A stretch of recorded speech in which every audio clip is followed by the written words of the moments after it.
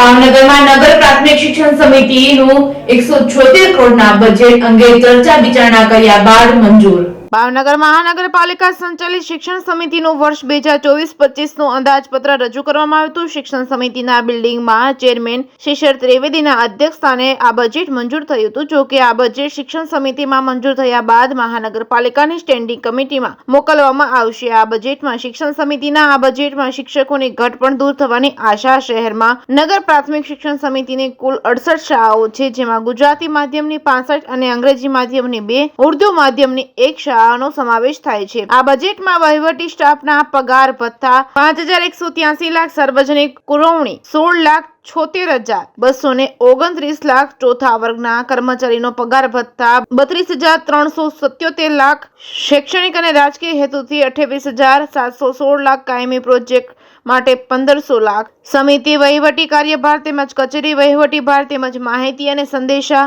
તેમજ loan advice તથા LTC તેમજ વિવિધ લક્ષી હેડ તથા સમિતિ માટે આઉટસોર્સિંગ સ્ટાફ ખર્ચ હેડ તેમજ વિવિધ ખર્ચો મળીને કુલ બજેટમાં ચર્ચાઓ કરવામાં આવી હતી। આ બજેટ અંગે શિક્ષણ સમિતિના ચેરમેન શિશિરભાઈ ત્રિવેદીએ જણાવ્યું હતું કે શાળામાં જેટલા વિદ્યાર્થીઓ શાળામાં અભ્યાસ કરી રહ્યા છે, ત્યારે હાલના બજેટમાં બાળકોની નવી શિક્ષણ નીતિ હેઠળ નવા પ્રોજેક્ટ મૂકવામાં આવ્યા છે। જ્યારે જિલ્લા પંચાયત હસ્તકની 11 શાળામાં ભણતા તેમના શિક્ષકોનો વધારો તથા પગાર ભથ્થામાં વધારો થયો છે, જેના કારણે બજેટમાં ગત વર્ષ કરતા પણ આ વર્ષે વધારો થયો છે।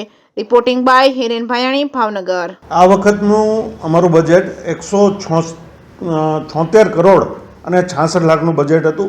આ બજેટમાં જો મુખ્ય જોગવાઈઓ જોઈએ તો અમારી 67 શાળાઓ પૈકી 59 શાળાઓ એ એસઓઈ અંતર્ગત એને ભૌતિક સુવિધાઓથી સજ્જ રાજ્ય સરકાર દ્વારા જ કરવામાં આવી છે। એ જ રીતે 543 જેટલા વર્ગખંડો છે અને સ્માર્ટ ક્લાસ બનાવવામાં આવ્યા છે।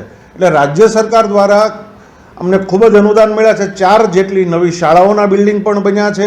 એટલે કોર્પોરેશન લેવલે અમારે ભૌતિક સુવિધાની કોઈ એવી ખાસ જરૂરિયાત નથી, પરંતુ જે નવી 11 શાળાઓ ભળી અને આંતરિક ફેરબદલીને કારણે જે નવા 140 જેટલા શિક્ષકો આવ્યા, એને કારણે પગાર અને ભથ્થામાં જે વધારો થયો છે એ આમાં રિફ્લેક્ટ થયો છે આ બજેટમાં।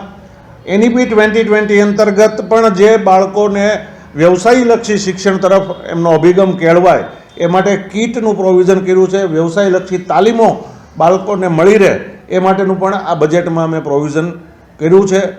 મુખ્યત્વે બાળકોને અમે જે કાર્ય કરવામાં આવે છે, શિક્ષણ સમિતિની શાળાઓમાં જે કાર્ય થાય છે લોકો સુધી પહોંચે એને માટેની પણ જોગવાઈ કરવામાં આવી છે। અમે ગર્વ સાથે કહીએ છીએ કે ગત વર્ષ કરતાં અમારી શાળાઓમાં 6000 જેટલા બાળકોની સંખ્યામાં વધારો થયો છે।